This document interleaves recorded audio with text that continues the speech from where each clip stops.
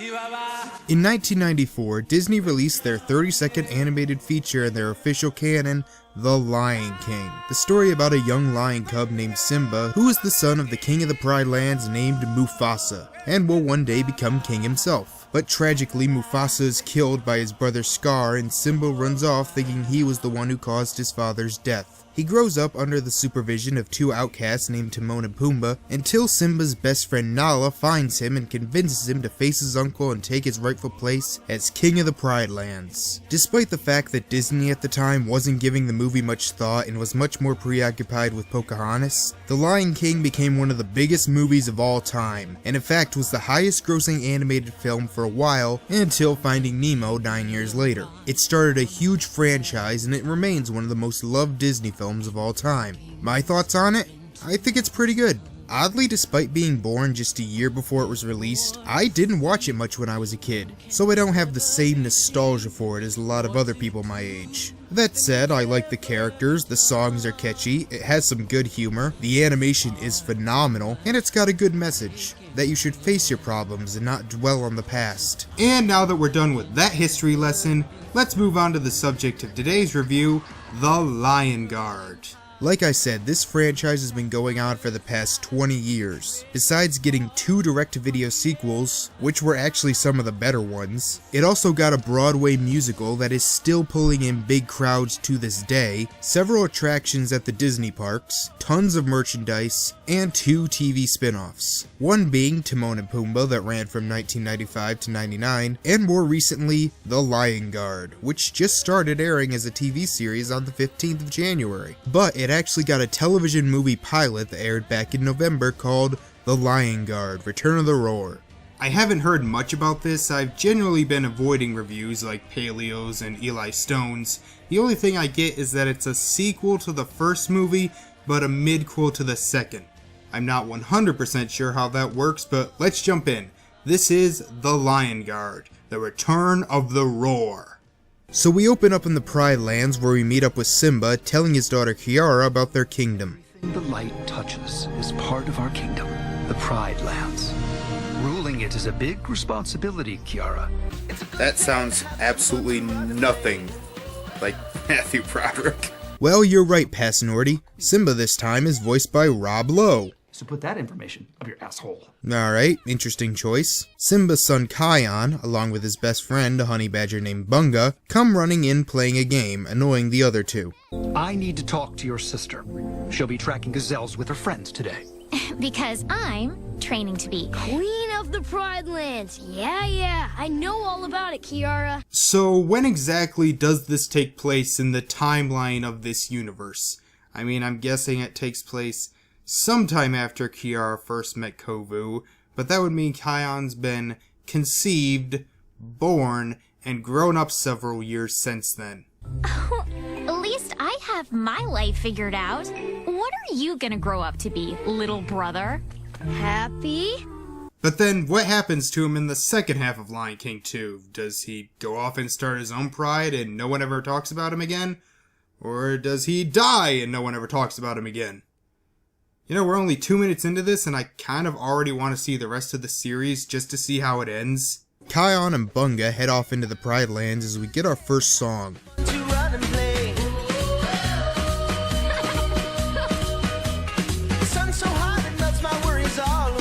Really? You mean all this time all I had to do to not worry is go outside and sweat it off in the sun? Well, actually that probably won't help me right now. The two play their game and along the way run into a few other characters. Good old Rafiki, an egret named Ono, a hippo named Beshti, and a cheetah named Fuli. But their playing leads them all the way to the Outlands. Game over. Says who? I'm not afraid of the Outlands. Neither am I. It's just my dad. He says we shouldn't... Oh, please! Simba's a big old scaredy cat when it comes to the Outlands. Well, he should be, because the Outlands are home to the most terrifying, horrible, disgusting thing there is. Andy Dick. Hey, is it hot in here or is that just me? You know what my uncles always say? Hakuna Matata. Oh, so he was raised by Timon and Pumbaa. Wait, Is this Lion King 1 Timon and Pumbaa where they raised Simba pretty well, or Lion King 2 Timon and Pumbaa where they nearly crushed Kiara? Bunga dives into the ditch, but that turns out to be a mistake, as also down there are the hyena. Oh my god, they're adorable! Afraid there's no meat left for you, boys. Oh, it's okay, boys. Hey, you want a treat? You want a treat? Come on, get a treat, get a treat! The hyenas corner Bunga, and Kion tries to threaten them by saying he will go get Simba, but they don't believe him and get ready to feast. No! Let him...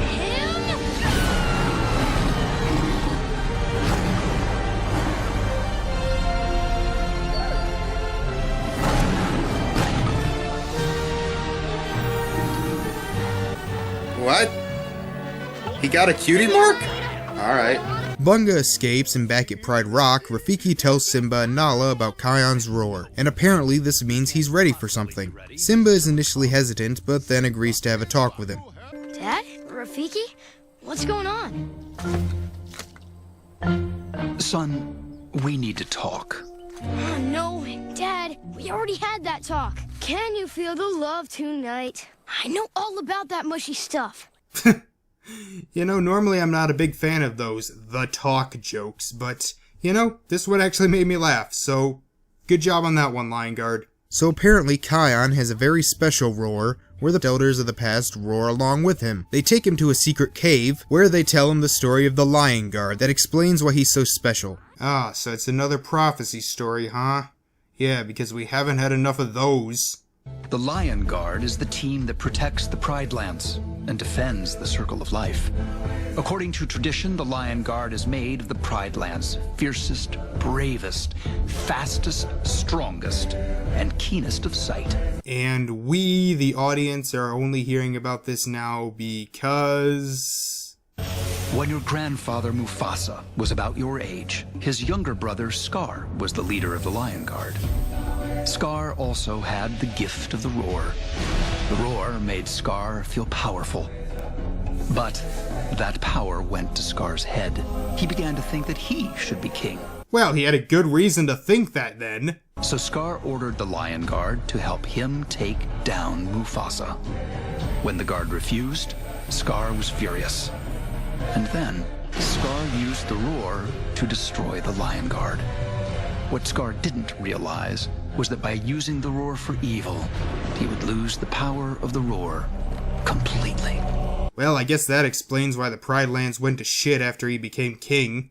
Also, when the hell did any of this happen? This is the first time this has been brought up in this franchise. So now that Kion is the new leader of the Lion Guard, he has to assemble a team. The strongest, fastest, bravest, and keenest of sight in the Pride Lands.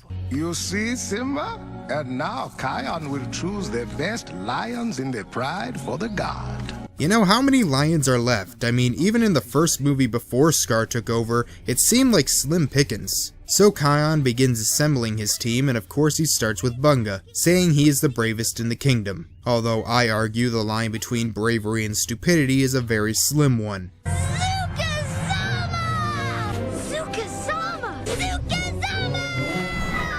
Stop trying to make fetch happen. It's not going to happen. The two hear a cry for help and run off to assist. It turns out to be Kiara's friend Ziri, who has her paw stuck in a log. Ziri is the worst thing in the history of things. She's only in this for about 2 minutes, but in that short time, I hate her voice, I hate her personality, and I hate the words she uses. Kiara, if I don't keep them sharp, they don't stay shiny. Timon and Pumbaa come by to help, but just before they can, Bunga comes in and forces Ziri to pull her paw out too fast, and this breaks one of her claws. What's going on? I broke a claw. It hurts. I hate her voice. Who plays her anyway? Madison Pettis? Huh. Well, I guess when you grow up playing the president's daughter in the greatest anime of all time, you're bound to grow up into a pampered princess. Also, can someone please explain to me the anime Cory in the house thing? They tell them about the Lion Guard, and at first they don't believe it. Hell, Timon and Pumbaa even seem freaked out. But then Bunga goes into a song that's mostly just nonsense words, but I have to admit, it is pretty catchy. Life's a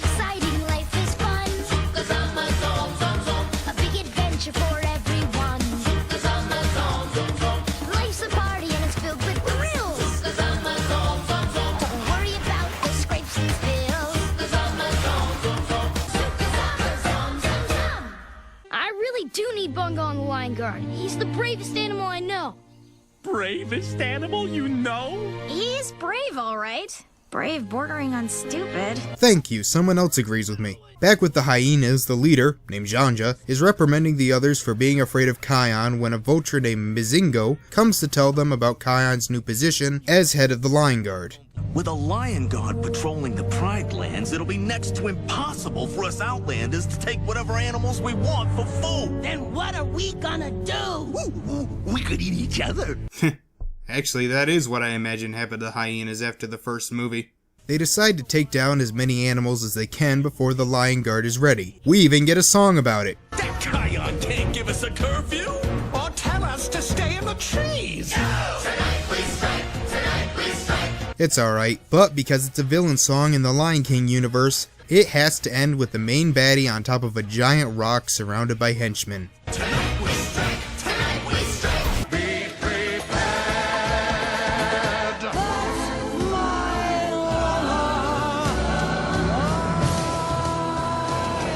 Meanwhile, Kion is assembling his team. He starts with Anno, who is the best sight in the Pride Lands, then Bestie, the strongest, and Fuli, the fastest, all of whom you may remember were briefly seen earlier. That may not seem like much, but I think it's kind of nice that they managed to introduce all these characters early on without making it seem forced. He says he wants them to join the Lion Guard, but at first they have a hard time believing him. So to prove it, he decides to demonstrate his roar. Ready? Okay, this is the roar. Aw, you sneeze like a kitten. Zazu finally shows up, as does Simba, who is not very happy with Kion's picks for the Lion Guard. Kion, the Lion Guard has always been made of lions. Do you really think a Lion Guard with only one lion can protect the Pride Lands? Well, maybe you should have made that more clear. This is only about 10% his fault. So Kion goes off to be by himself for a while, and while that's happening, Kiara is tracking gazelles with her friend Tfue. And we need to stay downwind so they don't catch our scent. That's why it's important to watch how the grass moves. Wait a minute, I thought you sucked at this. Didn't Kovu have to teach you how to hunt and track properly? The two see the hyenas about to attack, which is odd because they said they would wait until nightfall and attack while the animals were sleeping. While the animals are in their slumber, we'll be creeping beneath. And just like a roaring thunder, we'll wake them up with our teeth. But as they prepare to attack, Kion starts singing about how sad he is that his dad doesn't trust him. It was way too good to be true. With all my friends looking up to me, some leader I turned out to be. Hey, Kabisa. You know, I never thought anybody actually acted the way you normally would if you saw that. If I saw that, I'd be screaming for a week. So Mufasa gives him some words of encouragement, Kion gets his cutie mark back, and it's a good thing as Bunga comes in and tells him about the hyenas. They have begun to chase the gazelles, and now knowing that his friends truly are the best candidates for the new guard, he bestows the mark of the Lion Guard upon them. I didn't know he had that power, but okay. And now...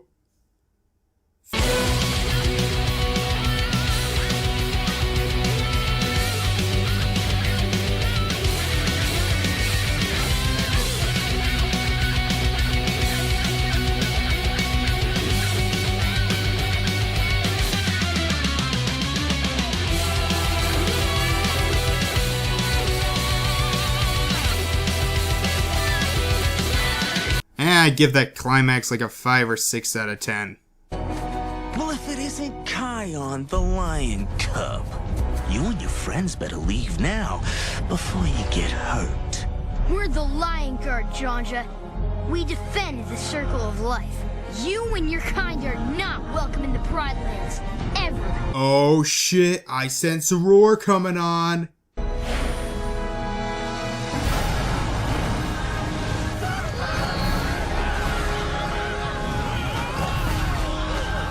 You see? Huh? He is ready. It is time. Simba. Yes, Kion is ready. It is time. Time for the Lion Guard.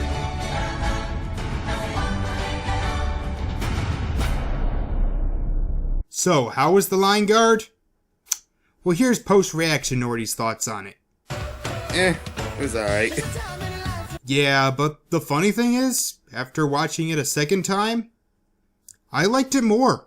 I think the funny thing about this is that I have almost the exact same reaction to The Lion Guard that I did for Simba's Pride, and that I liked the new characters and the story, but its biggest weakness is the fact that it's connected to the first movie. By that I mean the story itself, as a standalone entity, is actually pretty good. The characters all get a decent setup, the conflict is well defined, and it has a good pace that goes through a 3-act structure. However, when comparing it to the first movie, it feels, for lack of a better word, fanficky, and that the whole thing with the Lion Guard and Scar being the leader and this being something that has been around for years feels incredibly contrived. Well, it isn't impossible for that to be the case. It feels weird that it comes straight out of nowhere. Also, like Simba's Pride, the older characters are just kinda boring. Simba is just the overprotective dad, Nala barely gets any screen time at all, Rafiki is the crazy shaman, Timon and Pumbaa are useless, and Kiara is just the bitchy sister. However, the stuff with the new characters, the main 5, and even the hyenas was actually really fun. They were likable, they got enough of a personality for a pilot,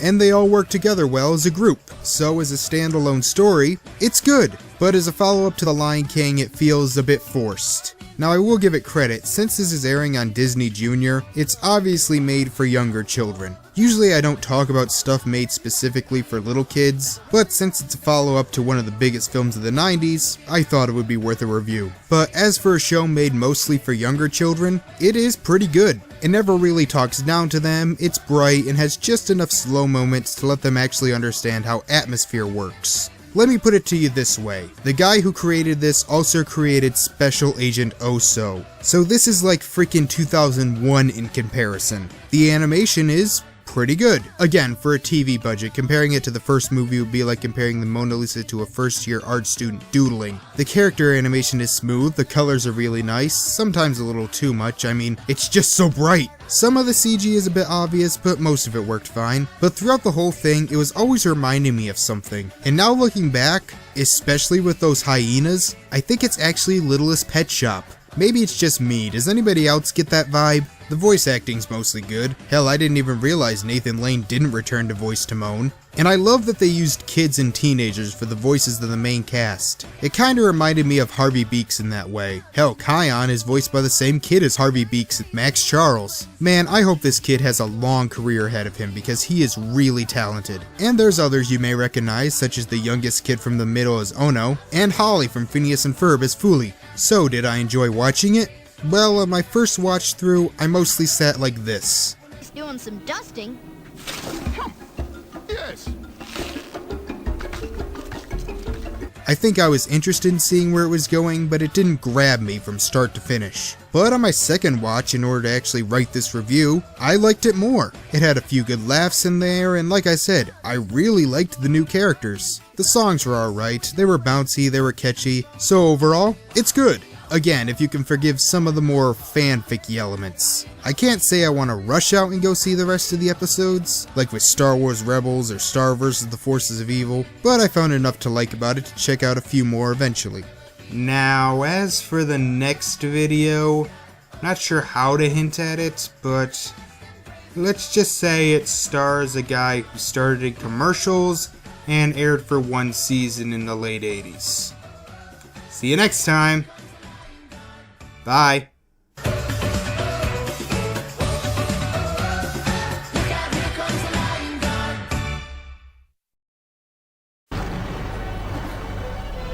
He is one with the gods!